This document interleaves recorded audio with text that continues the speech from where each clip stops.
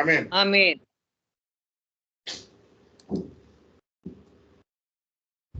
మంచిది, అందరికీ వందనాలు. రేపు మన సెకండ్ సాటర్డే మీరు అందరూ వస్తామంటే, మీరు అందరూ సిద్ధపడి వస్తానంటే హీబ్రూ క్లాస్ ఉంటుంది. ఏదో ఒకరిద్దరు వస్తానంటే నేను కూడా అంత కష్టపడి చెప్పడం అనవసరమేమో అనిపిస్తుంది. ఎవరికి ఇంట్రెస్ట్ ఉన్నట్టు కనపట్లేదు సంఘస్థులకి. కాబట్టి ప్రస్తుతం ఓన్లీ సెకండ్ సాటర్డేనే చెప్తాను. అది కూడా కొన్ని రోజులు చూస్తా, మీరు ఇంట్రెస్టింగ్గా వస్తే కంటిన్యూ చేస్తాను, లేకపోతే ఆపేస్తాను. కాబట్టి సెకండ్ సాటర్డేస్ ప్రస్తుతం హీబ్రూ క్లాస్ ఉంటుంది. మరి అందరూ రావాలని నేను కోరుతున్నాను. అందరూ రాకుండా కొందరే వస్తూ ఉంటే ఆ హీబ్రూ క్లాస్ కూడా చెప్పడం అనవసరం అనిపిస్తుంది నాకు వ్యక్తిగతంగా. మంచిది, మనము ద్వితీయోపదేశ కాండము 9వ అధ్యాయం ధ్యానం చేస్తున్నాం. ద్వితీయోపదేశ కాండము Deuteronomy chapter 9, Deuteronomy chapter 9 from 3 to 6. ఎవరైనా చదవండి. 3 to 6. కాబట్టి నీ దేవుడైన యెహోవా తానే దహించు అగ్ని వలె నీ ముందర దాటిపోచున్నాడని నేడు నీవు తెలుసుకొనుము. ఆయన వారిని నశింపచేసి నీ ఎదుట వారిని కూలద్రోయును. యెహోవా నీతో చెప్పినట్టు నీవు వారిని వెళ్ళగొట్టి వేగమే వారిని నశింపచేసేదవు. నీ దేవుడైన యెహోవా నీ ఎదుట నుండి వారిని తోలివేసిన తరువాత నేను ఈ దేశమును స్వాధీనపరుచుకున్నట్లుగా యెహోవా నా నీతిని బట్టి నన్ను ప్రవేశపెట్టనని అనుకొనవద్దు. ఈ జనుల చెడుతనమును బట్టి యెహోవా నీ ఎదుట నుండి వారిని వెళ్ళగొట్టుచున్నాడు. నీవు వారి దేశమునకు వచ్చి దాన్ని స్వాధీనపరుచుకున్నటకు నీ నీతి అయిన యథార్థత అయిన హేతువు కాదు. ఈ జనముల చెడుతనమును బట్టి యెహోవా నీ పితరులైన అబ్రహాము, ఇస్సాకు, యాకోబులతో ప్రమాణము చేసిన మాటలను స్థాపించుటకై నీ దేవుడైన యెహోవా వారిని నీ ఎదుట నుండి వెళ్ళగొట్టుచున్నాడు. మీరు లోబడనొల్లని వారు కనుక ఈ మంచి దేశమును స్వాధీనపరుచుకున్నట్లు నీ దేవుడైన యెహోవా నీ నీతిని బట్టి నీకు ఇయ్యడని నీవు తెలుసుకొనవలెను. ఇక్కడ 3వ వచనంలో మనం వర్స్ 3 గనక చూస్తే, the Lord thy God is he which goeth over before thee. నీ ముందు నడుస్తాడు. he will walk before you. మన జీవిత ప్రయాణంలో దేవుని వెంబడించాలి. అంటే ఇక్కడ అర్థం ఏంటి? మన ముందు దేవుడు, ఇశ్రాయేలు ముందు దేవుడు నడుస్తున్నాడు అంటే అర్థం ఏంటి? దేవుని అనుసరించి ఇశ్రాయేలు they are following God, they are following God. ఈ విషయాన్ని మనం గుర్తించాలి. ఇశ్రాయేలీలు దేవుణ్ణి అనుసరించి నడిచారు. తర్వాత రెండో విషయం, ఫస్ట్ ఇక్కడ వాళ్ళు ఏం చేశారు? They have walked behind the steps of God, behind the footsteps of God. దేవుని యొక్క అడుగుల వెంబడి ఇశ్రాయేలీలు నడిచారు. కాబట్టి ఈ లోకములో మనము జీవించాలి అంటే ఆ అరణ్యవాసములాగా ఏ విధంగా ఉన్నదో ఈ లోకం కూడా మనకి ఒక అరణ్యవాసం. It is not permanent. We are సజోర్నర్స్.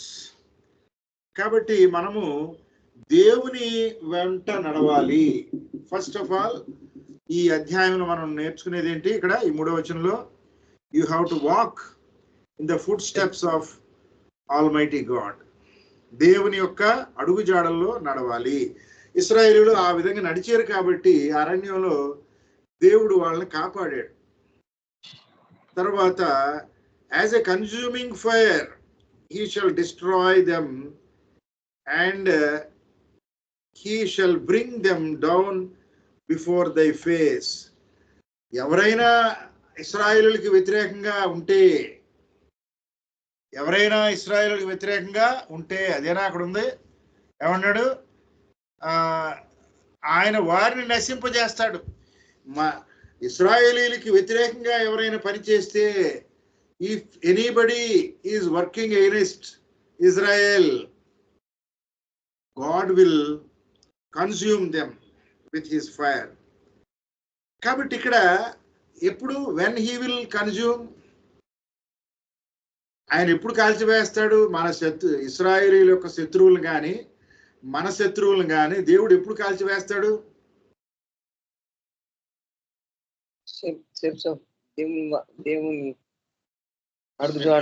చెప్పే మాట వింటున్నారా? ఫస్ట్ పాయింట్ ఏమని చెప్పాను నేను? If you walk in the footsteps of God, నీవు దేవుని అడుగుజాడల్లో నడిస్తే, దెన్ వాట్ విల్ హ్యాపెన్? నీ శత్రువుల్ని అగ్నిలో కాల్చివేస్తాడు. He will consume them, he will burn them with fire. మనం ఏం చేయక్కర్లా. You need not fight with your enemies. నేను నాకు వ్యతిరేకంగా మాట్లాడే వాళ్ళ గురించి నేను పెద్దగా పట్టించుకోను. మీకు తెలుసో తెలియదో, నాకు వ్యతిరేకంగా మాట్లాడే వాళ్ళని నేను చాలా చాలా చాలా తేలిగ్గా వదిలేస్తా. అది దేవుడి దగ్గర బైబిల్ గ్రంథంలో నేను నేర్చుకున్నది. సాధారణంగా మనల్ని ఎవరైనా తిట్టగానే మనకు మామూలుగా లోకరీత్యా మనకేమవుద్ది? కోపం వచ్చేస్తుంది. నన్ను ఇంత అనేవాడువా, నన్ను తిట్టేవాడువా, నన్ను మాట ఎత్తి మాట్లాడేవాడువా. అసలు మనల్ని గురించి నెగిటివ్గా మాట్లాడే వాళ్ళని మనము పట్టించుకోవద్దు. Don't care them. గాలిలో వాక్కుంటారు వాళ్ళు, వాళ్ళ మాటలు గాలిలో వాక్కుంటారు. మనం ఎప్పుడైతే వాళ్ళ మాటల్ని, when you care it their words, when somebody is criticising, if you care their words, that means you are caring that person. వాళ్ళ మాటలను నువ్వు నువ్వు పట్టించుకుంటున్నావు అంటే ఆ వ్యక్తిని గురించి నువ్వు పట్టించుకుంటున్నావు. నేను నేర్చుకునేది ఏంటంటే అసలు అవతలోడి గురించి, అటువంటి వాడి గురించి పట్టించుకోవద్దు. Don't care them. వాళ్ళు వదిలేసి, వాళ్ళ మాట విననట్టే వదిలేసేయాలి. మనం తిడతా ఉంటారు కొన్నిసార్లు, ఆవిడ పెద్ద ఎదిరా, గర్వం రా, లేకపోతే ఇంకోటిరా అంటూ ఉంటారు. అసలు వాటిని మనం విననట్లుగానే ఉండాలి. వాడు కాసేపు మాట్లాడుకున్న తర్వాత వాడి పిచ్చెక్కి వాడే మనల్ని విమర్శించడం మానేస్తాడు. నా అనుభవంలో చెప్తున్నాను, నేను నేర్చుకున్నాయి. నా అనుభవంలో నన్ను తిట్టిన వాళ్ళని నేను తిరిగి మాట్లాడకుండా చాలాసార్లు వదిలేశాను. కానీ కొన్నిసార్లు వాళ్ళకి గట్టిగా బుద్ధి కూడా చెబుతా. ఆ సందర్భాన్ని బట్టి ఉంటుంది. కానీ మనం ఇక్కడ దేవుని బిడ్డలుగా కొన్నిటిని వదిలేరు. మన టైం వేస్ట్. వాళ్ళ గురించి మాట్లాడటము, వాళ్ళ గురించి ఆలోచించటము టైం వేస్ట్. కాబట్టి దేవునిలో మనం నడుస్తూ ముందుకు వెళ్ళిపోతే ఏమవుద్ది?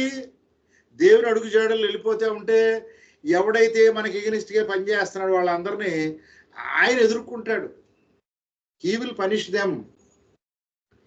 He will punish them. Those who are working against you will be punished by your God and my God. ఈ విషయాన్ని మనం గుర్తించాలి. ఇశ్రాయేలుకి దేవుడు అదే చెప్తున్నాడు, నువ్వు నా అడుగుజాడలో నడుచుకుంటా నడు అంతే.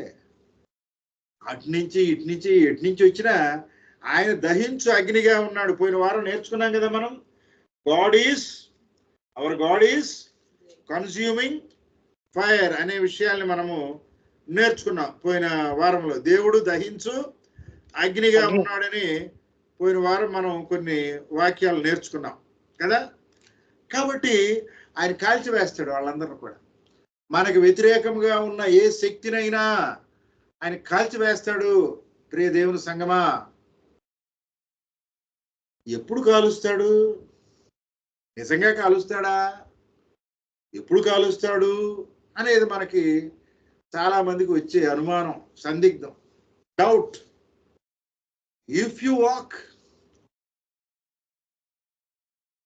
In the way of the Lord, నేనే మార్గమును సత్యమును జీవమును, ఐ ఆమ్ ద వే అని మెసేజ్ చెప్తున్నాడు. ఆయన దారిలో నువ్వు నడవాలి, నీ దారిలో కాదు. నీ దారిలో నడిస్తే ఆయన నీకేమీ సహాయం చేయడు. ఆయన దారిలో, కుమారుని దారిలో మనం నడిస్తే ఆయన మనల్ని కాపాడుతాడు. మనకొచ్చే ప్రతి ఆపద నుంచి విడుదల కలిగిస్తాడు. అవతల వాళ్ళని నాశనం చేస్తాడు. And he shall bring them down before thy face. వాళ్ళని తక్కువగా చేస్తాడు, ఎందుకు పనికి రాకుండా చేస్తాడు. So shall thou drive them out and destroy them quickly as the Lord has said unto thee. కాబట్టి శత్రువుని మనం ఎదుర్కోవాలంటే మనకి ఆయుధము వాట్ ఈస్ ద ఏమంటాము? ఆయుధాన్ని ఏమంటాం? Weapon. What is the weapon? చెప్పండి. What is the weapon? చెప్పండి. What is the weapon? ఎఫెసీయులు రాసిన పత్రికలో చాలా వెపన్స్ చూస్తాం మనం కదా. నెత్తికి ఒక వెపను, చెస్ట్కి ఒక వెపను, అనేక ఉన్నాయి. There are so many weapons. ఇవన్నీ కూడా ఎలా వస్తాయంటే త్రూ ప్రేయర్. ఆయన వాక్యాన్ని అనుసరిస్తూ, ఆయన వాక్యమే మనకు ఒక వెపన్. కాబట్టి మనకి ఈ కత్తులు కటారులు ఉన్నా లేకపోయినా, గన్నులు ఉన్నా లేకపోయినా, ఆయన వాక్యాన్ని అనుసరించే వారి చుట్టూ ఆయన దూతలు ఉంటాయి. ఆయన దూత కావలి ఉంటుంది. అది నువ్వు తెలుసుకో. ఇశ్రాయేలును కాపాడువాడు నిద్రపోడు. ఎందుకనంట? ఎందుకని? నీవు అతడు నా వాక్యమును ఎరిగి ఉన్నాడు, అతడు నా మాటను ఎరిగి ఉన్నాడని తండ్రి మన గురించి సాక్ష్యం ఇవ్వాలి, కుమారుడు మన గురించి సాక్ష్యం ఇవ్వాలి. This house belongs to me, this person belongs to me, ఈమె నా కుమార్తె, ఇతను నా కుమారుడు అని తండ్రి ఒప్పుకోవాలి మనల్ని. అంటే ఆయన మార్గంలో మనం నడవాలి. నేనే మార్గమును సత్యమును జీవమును కుమారుడు చెప్పినట్లుగా నీవు నేను ఆ మార్గం నడిపిస్తే you will get that certificate. మొన్న మా పెద్దమ్మ గారి ఇంటికి వెళ్ళాం, సలోమి అమ్మగారి దగ్గరికి. అక్కడ ఒక సర్టిఫికేట్ చూశాను. ఏమిటది? ఆమెకు ఒక మంచి సర్టిఫికేట్ ఇచ్చారు. ఆమె ఎంతో కాలంగా అక్కడ చక్కటి సేవలు చేస్తుంటే ప్రభుత్వం గుర్తించి మంచి సర్టిఫికేట్ ఇచ్చారు. కాబట్టి మనము, ఆమె ఏం పబ్లిసిటీ చేసుకోదు. కాబట్టి మనము దేవుని యొక్క బిడ్డలుగా ఉన్నప్పుడు God will give you a certificate. ఏమిటది? What is that certificate? దేవుడిచ్చే సర్టిఫికేట్ ఏంటండి? నీవు నా కుమార్తెవు, నీవు నా కుమారుడు. ఎంత గొప్ప సర్టిఫికేట్ చూసారా? కాబట్టి మనము ఆ విధమైన గుర్తింపును పొందాలి. తర్వాత 4వ వచనం నుంచి కనుక మనం చూసుకుంటూ వెళితే ఏమంటున్నాడు? నీ హృదయంలో అనుకొనవద్దు నీ యొక్క గొప్పతనము చేత ఐగుప్తు నుంచి బయటకు వచ్చారని. అదే కదా ఇక్కడ ఉంది 4వ వచనం నుంచి. శత్రువుల్ని నా శక్తితో, నా యొక్క నీతితో నేను శత్రువుని ఎదుర్కొన్నాను అనుకోవద్దు. కాబట్టి మనం చాలాసార్లు మనం ఏమనుకుంటాం, నేను నీతిమంతుడిని, ప్రసంగం చేస్తున్నాను కదా, అందరూ నా మాట వింటున్నారు కదా, నేను పెద్ద నీతిమంతుడిని అనుకుంటా. కానీ నాలో ఉండే లోపాలు ఎన్నో ఉంటాయి. కాబట్టి మన యొక్క ప్రతి పాపాన్ని మనము తెలుసుకోవాలి. తెలుసుకుని ఆ పాపం ఎడల మనము పశ్చాత్తాపం పొంది మారు మనసు పొందాలి. అంతేగాని గర్వపు హృదయం ఉండకూడదు. Do not speak in thine heart. మనం ఎవరితో మాట్లాడతాం? ఎవరితో మాట్లాడుతూ ఉంటాం మనం? చెప్పండి, ఎవరితో మాట్లాడతాం? We will speak with our heart. నాతో నేనే మాట్లాడుకుంటాను. అబ్బా నువ్వు ఎంత గొప్పవాడిరా బాబు, అబ్బో నువ్వు ఎంత బాగా మాట్లాడుతున్నావు, నీకెన్ని టాలెంట్స్ ఉన్నాయి అని మనతో మనమే చెప్పుకుంటామంట. మనకున్న గర్వం అది, మనిషికి ఉండే గర్వం. కాబట్టి మన గొప్పతనాన్ని గురించి మనలో మనం మాట్లాడుకుంటాము, అది తగదు. That is not good. దేవుడు నాకు ఇచ్చాడు, ఇది దేవుడు నాకు ఇచ్చాడు. ఆయన బలమైన హస్తం చేత ఇశ్రాయేలుని బయటికి నడిపించాడు. దేవుడు ఈరోజు నాకు ఆహారం ఇచ్చాడు. అప్ప నేను చాలా కష్టపడతానండి బాబు, పొద్దున సాయంత్రం కష్టపడి ₹1,00,000 సంపాదిస్తాను, 50,000 సంపాదిస్తానని చెప్పుకునే వాళ్ళు ఉంటారు. ఆ 1,50,000, 10,000 ఎంత సంపాదించాలన్నా దేవుని యొక్క ఆశీర్వాదం నీకు ఉండాలి. నువ్వు పనిచేసే గవర్నమెంట్ సంస్థ, మీరు ఇంతకుముందు చూశారు కదా, ఇంతకుముందు ప్రభుత్వాలు నెల నెల జీతాలు ఇవ్వని ప్రభుత్వాలు చూసాం మనం ఇక్కడ తెలంగాణలో, ఆంధ్రాలో కూడా. కాబట్టి ఏ నెల కార్యాల జీతం రావటం, మనం చేసిన దానికి తగిన జీతం రావటం దేవుని కృప, ఉచిత కృప. అంతేగాని మన గొప్ప కాదు. వాళ్ళు చాలా మందికి వాళ్ళ పెన్షన్స్ వస్తున్నాయి. That is the blessings of God. ఇవాళ పనిచేసే వాళ్ళకి లేదు, ఆ ధన్యత లేదు, ఆ పెన్షన్స్ లేవు ఇవాళ. పాలాంటి వాళ్ళకి ఎట్లాగ ఉండవనుకోండి. కాబట్టి మనకిచ్చిన ప్రతిది కూడా దేవుడు నాకు ఇచ్చిన దీవెన, ఆశీర్వాదం, అయ్యా నీకు స్తోత్రం అని ఆయన మనం ఘనపరచాలి. నీకు పిల్లలు ఇచ్చాడు, ఆ పిల్లలు నిన్ను చక్కగా చూసుకుంటున్నారు, దేవుణ్ణి ఘనపరచు, దేవుని స్తుతించు. దేవుడు నీకు ఆరోగ్యాన్ని ఇచ్చాడు, దేవుని స్తుతించు. దేవుడు చేసిన ప్రతి మేలును బట్టి అది నీ గొప్పతనం కాదు, నా గొప్పతనం కాదు అనే విషయాన్ని మనం గుర్తించాలి. ఆ గర్వము, అహంకారము మనకు తగదు. తగ్గించుకో. తను తాను తగ్గించుకుని వాడు ఏమవుతాడంట చెప్పండి? హెచ్చింపబడును.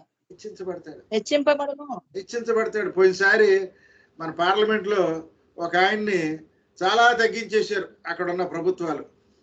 కానీ దేవుడు ఏం చేస్తున్నాడు? ఆ తగ్గించుకుని పని చేసినప్పుడు దేవుడు హెచ్చిస్తాడు. నువ్వు ఏ పదవిలో ఉన్నా, నువ్వు ఏ స్థితిలో ఉన్నా, తగ్గింపు స్వభావం ఉన్నప్పుడు దేవుడు ఏం చేస్తాడండి? హెచ్చిస్తాడు. తగ్గింపు స్వభావం నేర్చుకోవాలి. ఆ రాజకీయ నాయకుడా, ప్రభుత్వ ఉద్యోగ, ప్రైవేట్ ఉద్యోగ, లేకపోతే సొంత కంపెనీయా, ఇంకోటో కాదు. నువ్వు ఏ స్థితిలో ఉన్నా, వాట్ ఎవర్ ద పొజిషన్, తగ్గించుకోవటం నేర్చుకోవాలి. నేను చాలా గొప్పవాడిని, ప్రజలందరూ నన్ను గెలిపించేశారు కాబట్టి నా ఎంతటి వాడు లేడు, లేకపోతే నా తెలివితేటలతో ఉద్యోగం సంపాదించేసుకున్నాను, లేకపోతే నా టాలెంట్తో బిజినెస్ చేసేస్తున్నాను. అలాంటి గర్వపు తలంపులు మనకి తగవు. ఉండొచ్చు, మనకి తలాంతులు లేవని నేను చెప్పట్లా.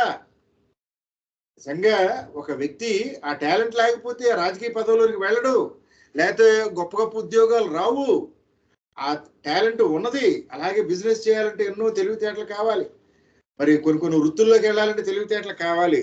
కానీ అవి దేవుని ద్వారా మనకు వచ్చినాయి అని ఆ గొప్పతనాన్ని మనము దేవునికి ఆపాదించాలి. ఆ గొప్పతనము దేవునిది అనే విషయాన్ని మనకు మనకంటే తెలివితేటలు ఉన్నవాళ్ళు లేరా భూమి మీద? ఎంతో మంది ఉన్నారు.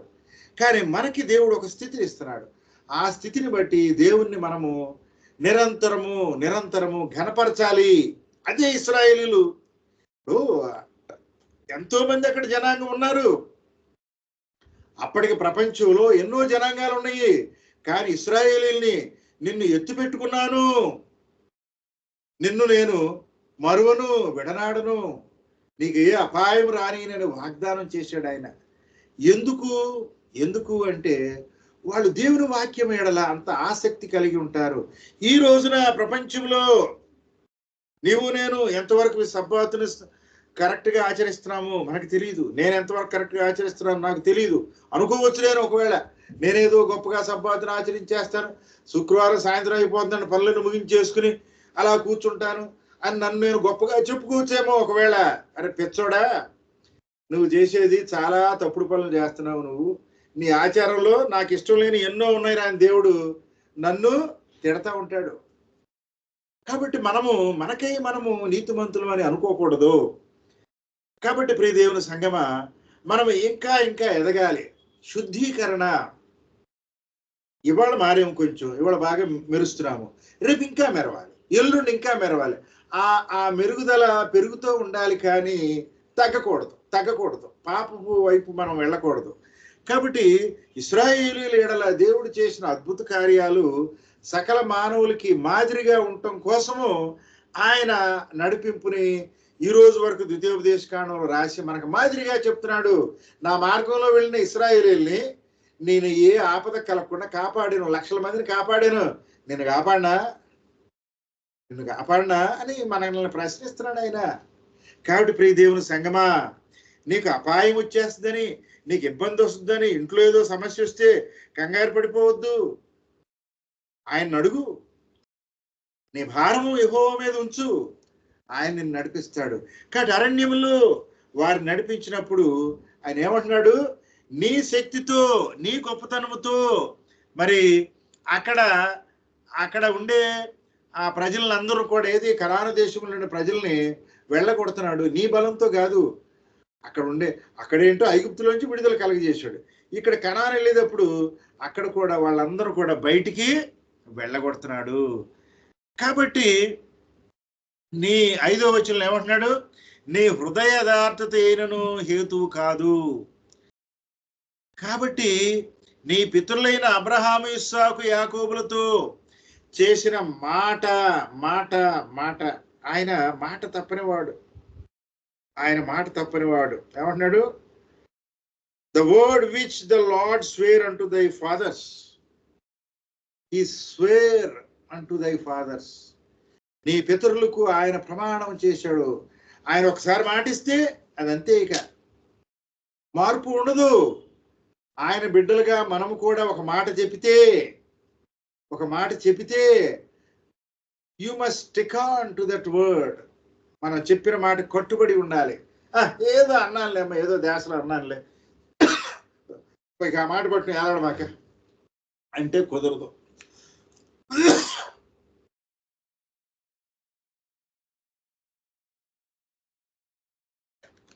మనం ఏ సందర్భంలో అయినా ఒక మాట చెప్పినప్పుడు ఆ మాటకు మనం కట్టుబడి ఉండాలి. ఒక ప్రోగ్రాం చేయాలనుకుంటున్నాం, మనం సబ్బాతును ఆచరించాలనుకుంటున్నాము, పండగలు చేయాలనుకుంటున్నాము, మన అందరం కూడా ఒక నిర్ణయం తీసుకుంటున్నాం.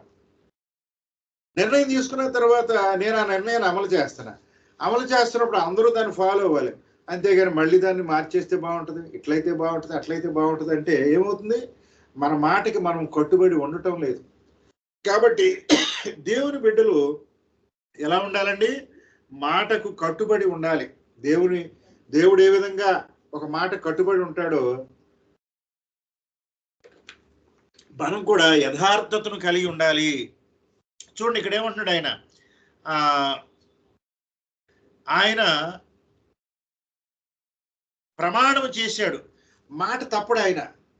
కాబట్టి మనం కూడా ఎవరి విషయంలో అయినా మనం మాట ఇచ్చినప్పుడు దాన్ని నెరవేర్చే వారిగా ఉండాలి. ఇకపోతే 6వ వచనంలోకి వస్తే, మీరు లోబడనొల్లని ప్రజలు. ఇశ్రాయేలీలే లోబడనొల్లని ప్రజలైతే మనం ఎంత? ఆఫ్టర్ ఆల్ ఇశ్రాయేలీల కంటే మనం గొప్పవడం కాదు. ఎందుకని ఈ రోజుకి ప్రపంచంలో ఇశ్రాయేలీలు వాళ్ళు ఒకవేళ వాళ్ళలో కొంతమంది, నాట్ ఆల్, కొంతమంది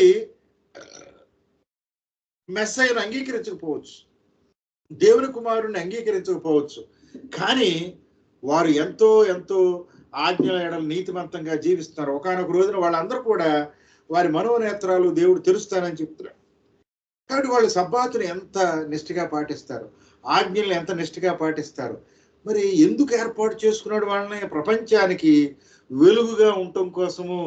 ఈ రోజున మెస్సయ్య వచ్చినాక 2000 సంవత్సరాల తర్వాత కూడా ఆ చిన్న సమాజముగా ఉన్న ఇశ్రాయేలీలు వాళ్ళు తప్పులు చేయట్లేదని నేను చెప్పట్లా, వాళ్ళలో కొన్ని తప్పులు ఉన్నప్పటికీ కూడా వాళ్ళు చేసే దేవునికి ఇష్టమైన కార్యాల వల్ల వాళ్ళని దేవుడు ఆశీర్వదిస్తున్నాడు. వాళ్ళ తప్పులకి శిక్ష ఉంటుంది, ఆశీర్వాదం కూడా ఉంటుంది. కాబట్టి మనము ఇక్కడ గమనించాల్సింది ఏంటి, లోబడనొల్లని వారు. ఇశ్రాయేలీలే ఒకవేళ లోబడనొల్లని ప్రజలైతే, thou art a stiff-necked people. మీరు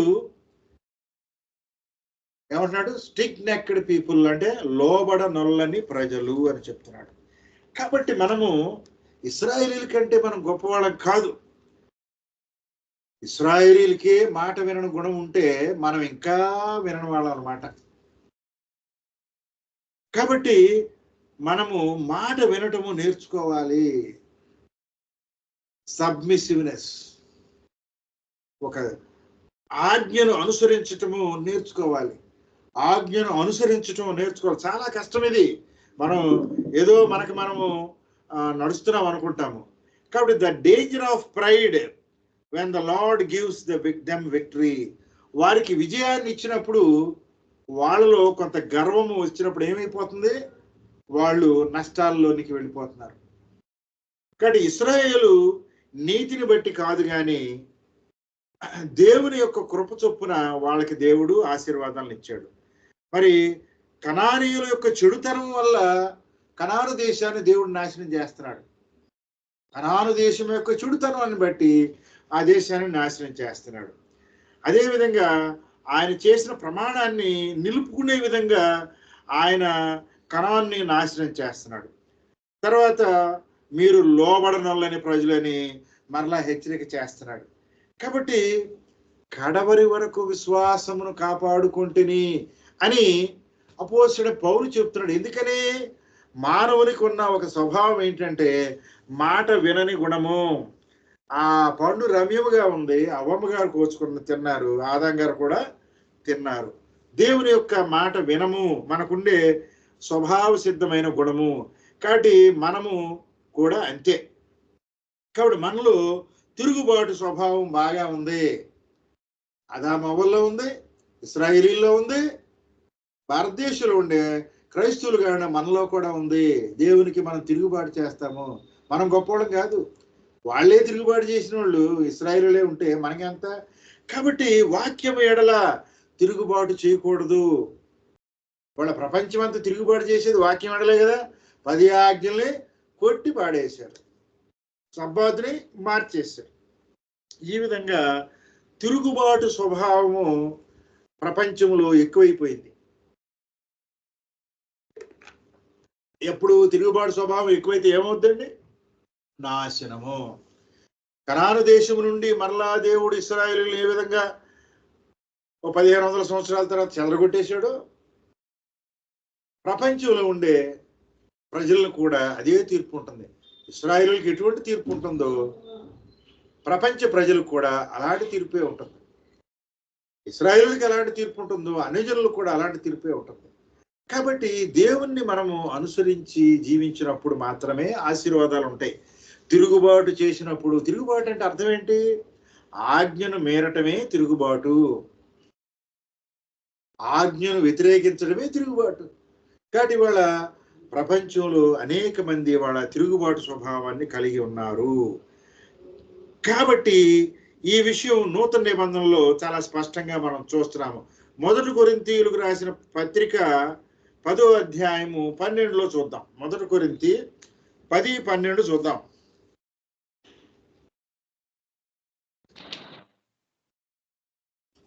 1 కొరింథీ 10:12. తాను నిలుచుచున్నాడని తలంచుకునేవాడు పడకుండానట్టు జాగ్రత్తగా చూచుకొనవలెను. అదేనా? ఒక నిమిషం. తాను నిలుచుచున్నానని తలంచుకునేవాడు పడకుండానట్టు జాగ్రత్తగా చూచుకొనవలెను. 10:12. Therefore let him that thinketh నేను బాగా నిలబడి ఉన్నాను, నేను వాక్యంలో బలంగా ఉన్నాను, నేను ఆజ్ఞల్ని బాగా అనుసరిస్తున్నాను అని మనం అనుకుంటామంట. థింకెత్, మనం ఆలోచిస్తాం ఆ విధంగా. మానవునికి ఉండే స్వభావం అది. కాబట్టి అలా అనుకునే వ్యక్తి గురించి ఏమంటున్నాడు? Take heed lest he fall. ఒకవేళ నువ్వు పడిపోతావేమో, జాగ్రత్త. ఆదాము అవ్వలే పడిపోయారు, అనేక మంది భక్తులు పడిపోయారు, మనమెంత. కాబట్టి పడిపోకుండా ఇశ్రాయేలు పడిపోయారు, ఇశ్రాయేలీలే పడిపోతే మనమెంత. కాబట్టి తాను నిలుచున్నానని అనుకునే వ్యక్తి ఏం చేయాలండి? ఏం చేయాలి? పడిపోకుండా జాగ్రత్త పడాలి. Take heed. కాబట్టి ఒకవేళ నేను చాలా నీతిగా ఉన్నాను అనుకుంటున్నామేమో, మనం చాలా చాలా జాగ్రత్తగా ఉండాలి. 7 నుంచి చదవమ్మ ఒకసారి. 7 నుంచి 7వ వచనం నుంచి 7 నుంచి జనులు తినుట కూర్చుండి ఆడుటకు లేచిరి అని వ్రాయబడినట్లు వారిలో కొందరి వలె మీరు విగ్రహారాధకులై ఉండకు. కాబట్టి neither ye be idolaters, విగ్రహారాధికులై ఉండకుడి. ఎందుకని కొంతమంది విగ్రహారాధికులుగా ఉన్నారు. The people sat down to eat and drink and rose up to play. తిండిపోతులుగా ఉండొద్దు. శుభ్రంగా డబ్బులు బాగా ఉన్నాయి, ఏం చేస్తున్నారు ఇవాళ? తినటం, తాగటం, తన్నుకోవటం, ఎదుటోడిని దోచుకోవటం. ఇవాళ అదేగా ప్రపంచంలో ఉండేది. ఇవాళ యుద్ధం ఎందుకు వస్తుంది? రష్యా కూడా యుద్ధం ఎందుకు చేస్తున్నాడు? వాడికి ఎక్కువైపోయింది.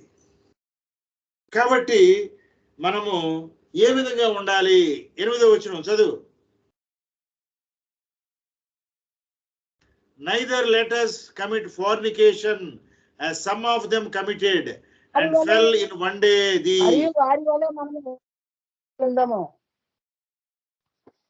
ఏమంటున్నాడు? వినపడలేదు.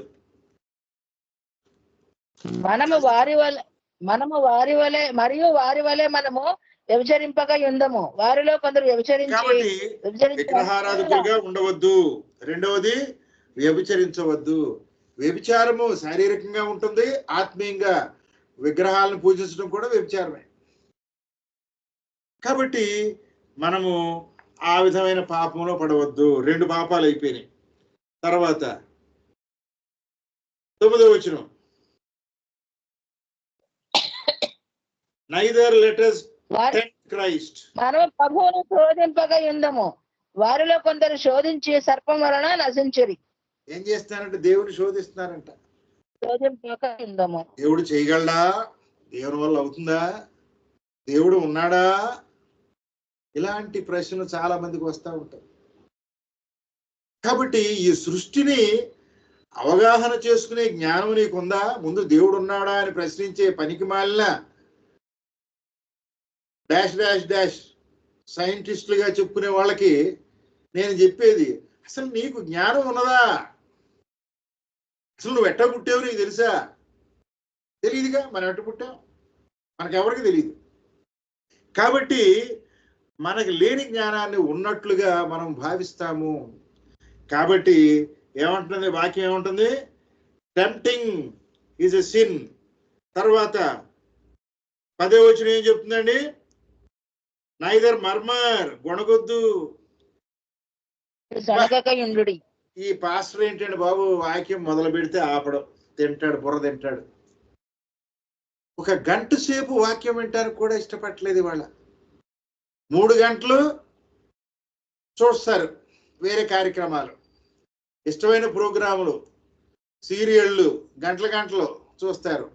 దేవుడు వాక్యం వినటానికి గంట చెప్పేటప్పటికి కొంతమంది చేతులు ఎత్తేస్తారు, కొంతమంది ఇక చాలండి అంటారు.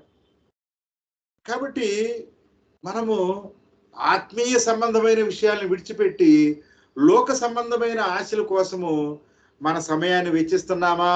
వ్యర్థమైన వాటి ఎడల నీ యొక్క ఆలోచనల్ని నువ్వు వెచ్చిస్తున్నావా? Are you murmuring against the word of God? ఎందుకే అన్ని ఆజ్ఞలు అంటే ఎక్కడో చోట ప్రార్థనకి వెళ్తున్నాము, ఏదో యేసునామమే జయము వెళ్తున్నాం కదా, ఎక్కడో అక్కడ ప్రార్థన, ఇక్కడే ప్రార్థన, నువ్వేంటి లేనిపోయి నేను బోధిస్తావు అనేవాళ్ళు, పొడిగేవాళ్ళు ఉన్నారు. కాబట్టి మనము దేవునికి ఇవ్వవలసిన దేవునికి ఇవ్వాలి. దేవుణ్ణి అనుసరించే రీతిలో ఆయన అనుసరించాలి. ఇశ్రాయేలీయులు ఆయన మార్గంలో నడవాలి, పక్కదారిలో నడవకూడదు, ఇటు అటు వెళ్ళకూడదు. You must go straight, walk straight in the ways of God. అరణ్యములో ఆయన వెనకాల నడిచారు కాబట్టి ఆయన కాపాడాడు, పక్కకి వెళ్ళినోడు నాశనం అయిపోయాడు. కాబట్టి మన జీవితంలో కూడా అనుదినము ఆ వాక్యములు జీవించాలి. 11వ వచనం ఏం చెప్తుంది? All these things happened unto them for the ensamples. ఇదిగో ఇట్లాంటి పనికి మాలిన పనులన్నీ చేశారు కాబట్టి వాళ్ళకి అనేక శోధనలు, వేదనలు, రోదనలు వస్తున్నాయి. ఇప్పుడు మనకి డాక్టర్లు వెళ్తే ఇది తినొద్దు, ఇది తిను, ఈ పనిలో చేయమంటారు. సరైన తిండి తిని ఆ ప్రకారం మందులు వేసుకుంటే జబ్బు తొందరగా తగ్గిపోద్ది. కానీ కొంతమంది అట్లా ఉండరు, జబ్బు తిరగబెడుతుంది. కాబట్టి మనము టయానికి తింటే, టయానికి పడుకుంటే మంచి ఆరోగ్యం. ఏ ఆహారం తినాలో ఆహారం తింటే ఆరోగ్యం. ఇష్టానుసారంగా జీవిస్తే అది అనారోగ్యం. కాబట్టి వాక్యం అదే చెప్తుంది.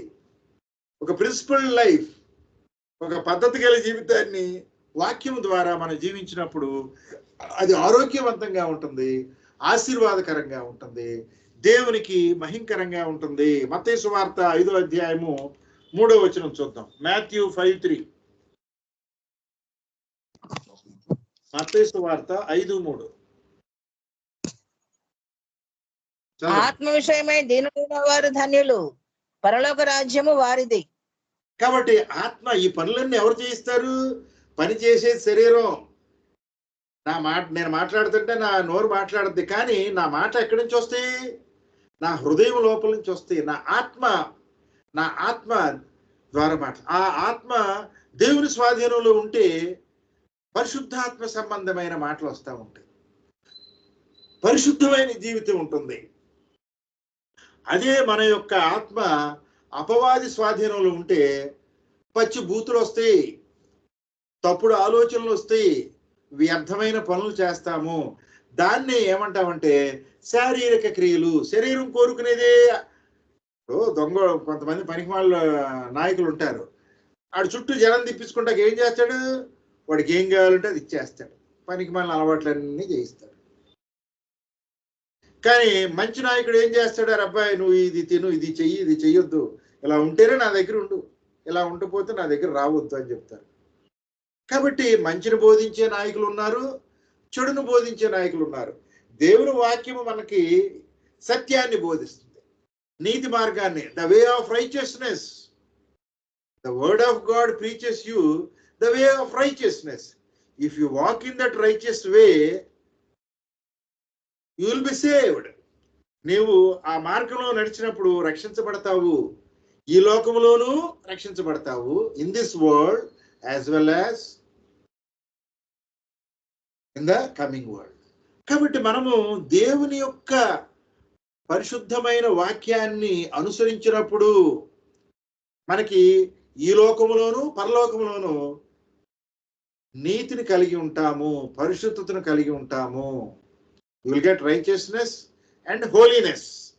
ఈ విషయాన్ని మనము ఇశ్రాయేలీయుల యొక్క అరణ్య జీవితంలో, అక్కడ మనకి ఎన్నో వచ్చిన నేను చెప్పింది మనం చదువుకున్నాం ఇందాక, డ్యూటరానమీ చాప్టర్ 9 వర్సెస్ 4, 5, 6లో మనం ఉన్నాం. కాబట్టి ఆ వచనాలన్నింటిలో కూడా ఇంకా మనం చూద్దాం. Let us see verse 7. verse 7 ఏం చెప్తుందో చూద్దాం. Deuteronomy chapter 9. అరణ్యములో నీవు నీ దేవుడైన యెహోవాకు కోపము పుట్టించిన సంగతిని జ్ఞాపకం చేసుకొనుము, దాని మరువవద్దు. నీవు ఐగుప్తు దేశంలో నుండి బయలుదేరిన దినం మొదలుకొని ఈ స్థలమును మీరు ప్రవేశించే వరకు మీరు యెహోవా మీద తిరుగుబాటు చేయుచునే వచ్చిరి. కాబట్టి you have turned against the word of God. అరణ్యములో when you are walking in the wilderness, you have turned against the word of God. దేవుని వాక్యము, అక్కడ దేవుని వాక్యం ఎవరండి? Who is the word of God there in the wilderness? దేవుని వాక్యం ఏ రూపంలో ఉన్నది అక్కడ? ఎవరైనా చెప్పాలని కోరుతున్నాను. విల్డర్నెస్ లో ఇశ్రాయేలు నడుస్తున్నారు, ఆ దేవుని వాక్యం అక్కడ ఏ రూపంలో ఉన్నది చెప్పాలి. ఇశ్రాయేలీయులు when Israelites were walking in the wilderness, మేఘ రూపం, అగ్ని రూపం, అగ్ని రూపంలో ఉన్నది. మనం ఇంతకు ముందు మాట్లాడుకున్నాం. It was day time cloud, night time fire. కాబట్టి అగ్ని రూపంలో ఉన్నది. ఆ అగ్ని ఎవరండి? ఆ అగ్ని ఎవరు? ఆ మేఘం ఎవరు? Who is the fire? Messiah. Messiah is the fire, he is the rock. Opposite పౌలు చెప్తున్నాడు, ఆ బండలోంచి నీళ్ళు వచ్చినాయి. From that rock you get the water. కాబట్టి మెస్సయ్య రాయిగా ఉన్నాడు.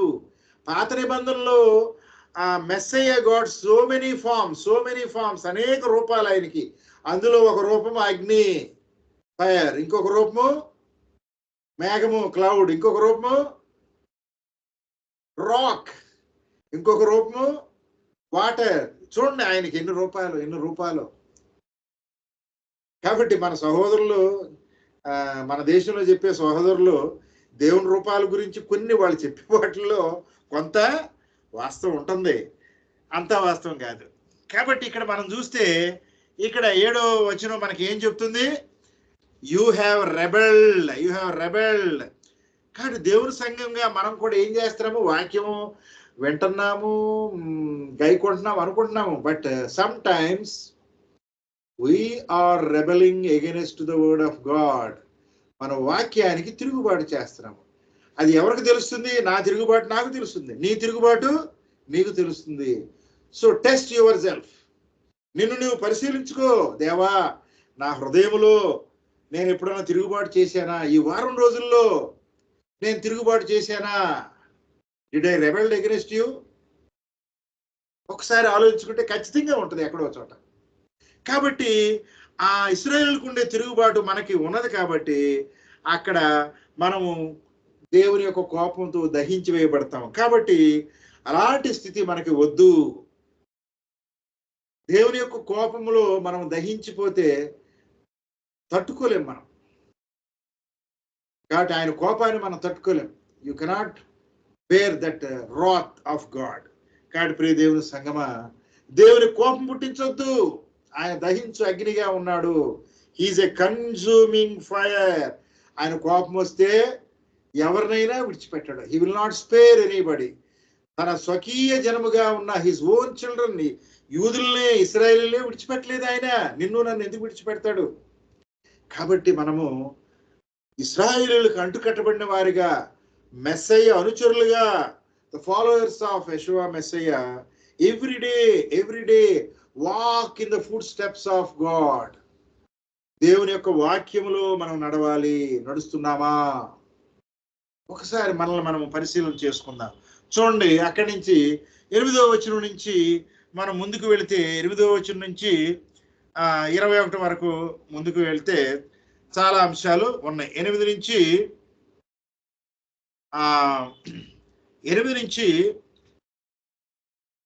12 వరకు చదవండి ఎవరన్నా. 8 to 12. హోరేబులో మీరు యెహోవాకు కోపం పుట్టించినప్పుడు యెహోవా మిమ్మల్ని నశింపచేయనంత కోపము మీ మీద తెచ్చుకొనెను.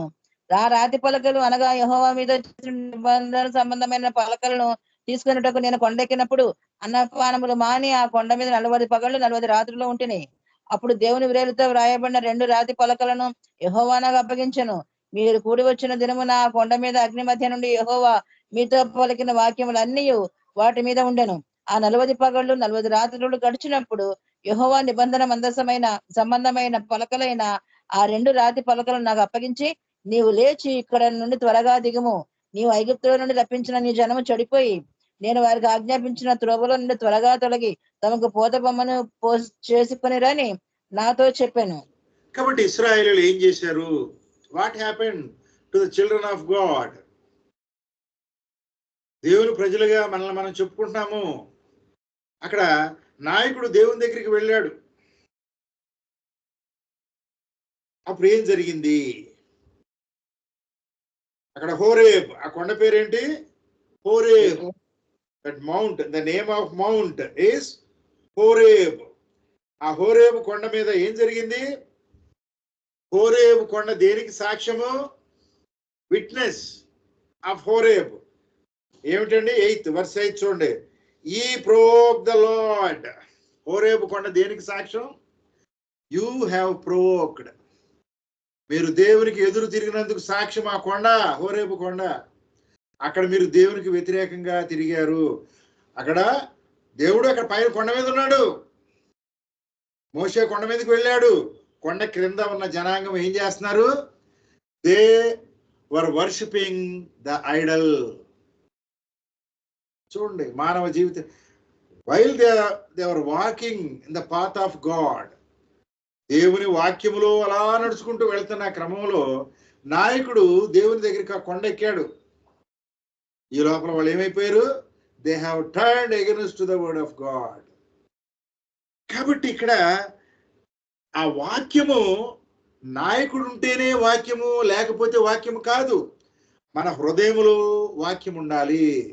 The word of God should be in our heart. అందుకని ఆయన ఏమంటున్నాడు, అక్కడ రాతి పలకల మీద రాశాను. The commandments were return on the stones but I will write on your hearts అని చెప్తున్నాడు. కాబట్టి మన హృదయంలో వాక్యం ఉండాలి.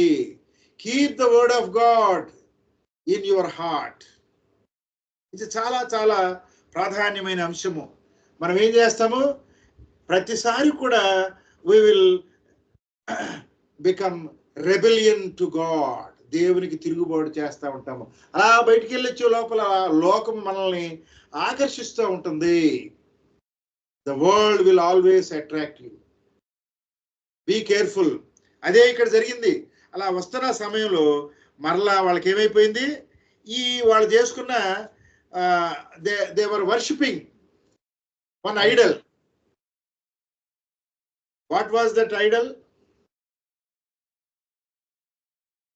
ఏమిటది? ఆ బొమ్మ ఏమిటి? ఆ బొమ్మ ఏమిటి చెప్పండి. ఎవరు చెప్పట్లేదు?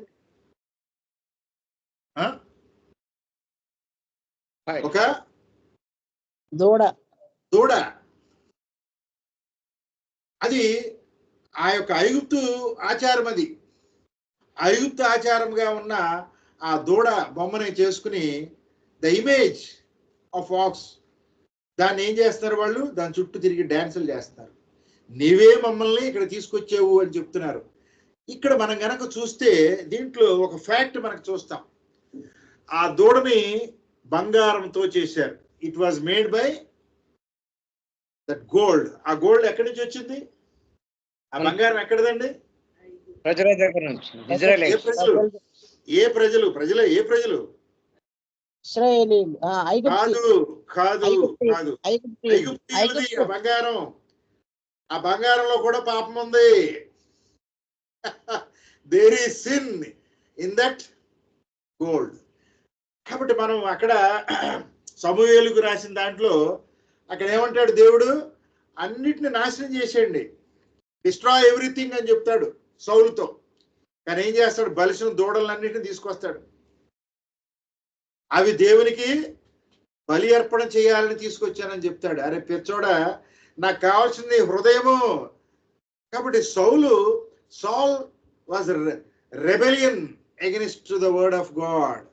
సౌలు దేవుని వాక్యానికి వ్యతిరేకంగా ప్రవర్తించాడు. కాబట్టి మనం ఈ లోకాన్ని ఆశించి చాలా సార్లు దేవుని వాక్యానికి వ్యతిరేకంగా తయారైపోతాము ఇశ్రాయేలులాగా.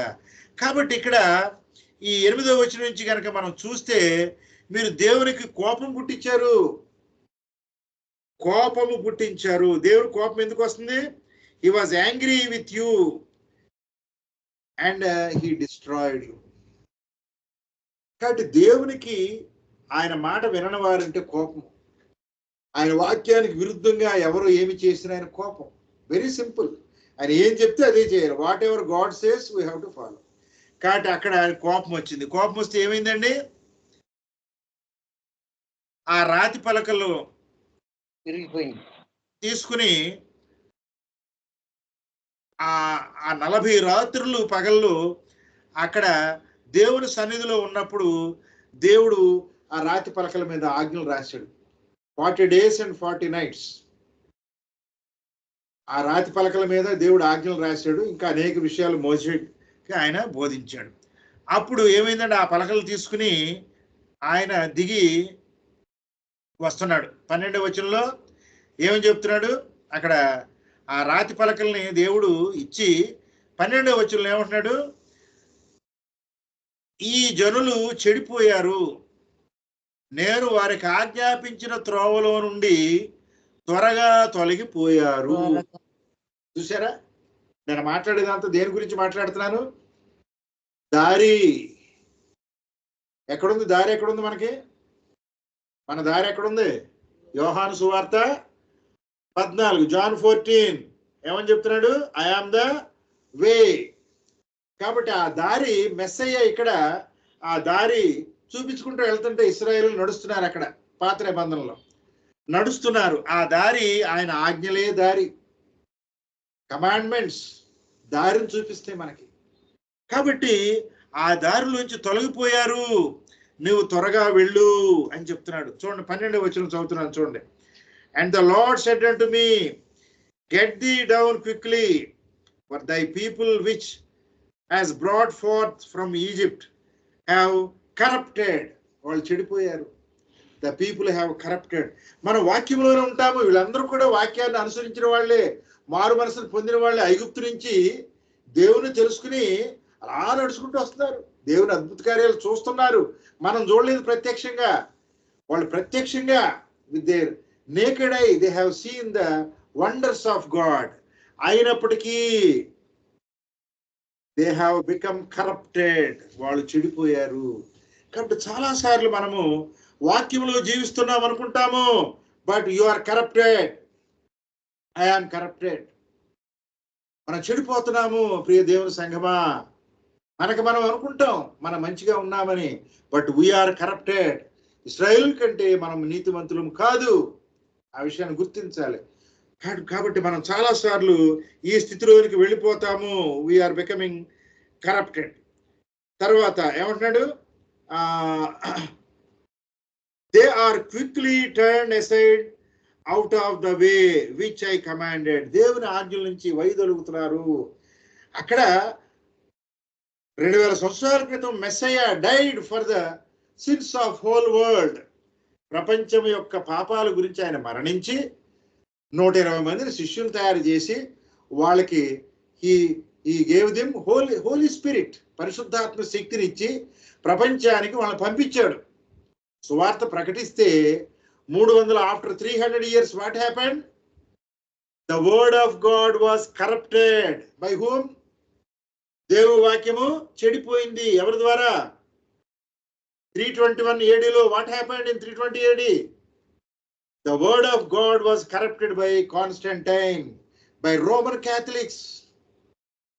The word was corrupted. ఆ యొక్క వాక్యం ఏమైపోయింది? పాడైపోయింది, నాశనం అయిపోయింది. కాబట్టి they have made them A molten image. మరి మనమందరం కూడా విగ్రహారాధికులుగా మారిపోతున్నాము. ఇశ్రాయేలీయుల యొక్క అరణ్య జీవితంలో వారు ఏ విధంగా దేవునికి దూరం అయిపోయారో మనం కూడా కొన్నిసార్లు ఏమవుతున్నామండి? we are turning against to the word of God. కాబట్టి always be careful, be careful. అందుకే ఏమంటున్నాడు? ఉదయము, మధ్యాహ్నము, సాయంత్రము, ప్రతినిత్యము కూడా keep the word of God in your heart. ఆయన ఆజ్ఞల్ని హృదయంలో ఉంచుకో. Keep his commandments in your heart. ఆ ఆజ్ఞలు ఏం చేస్తాయండి? నీ వాక్యము, చెప్పండి, నీ వాక్యము ఏం చేస్తుంది? చెప్పరా? రోజు నీ వాక్యము నా పాదములకు దీపము, నా త్రోవకు వెలుగు ఉన్నది. దారి చూపిస్తుంది. It will show you the righteous path. దారులు బోల్డ్ ఉంటాయి. There are so many ways, but it is the righteous path. If you follow the word of God, if you follow the commandments of God, you and I will walk in the righteous path. సరి అయిన దారిలో మనము నడుస్తాము. దేవుడి వాక్యాన్ని దీవించును గాక. ఆమేన్.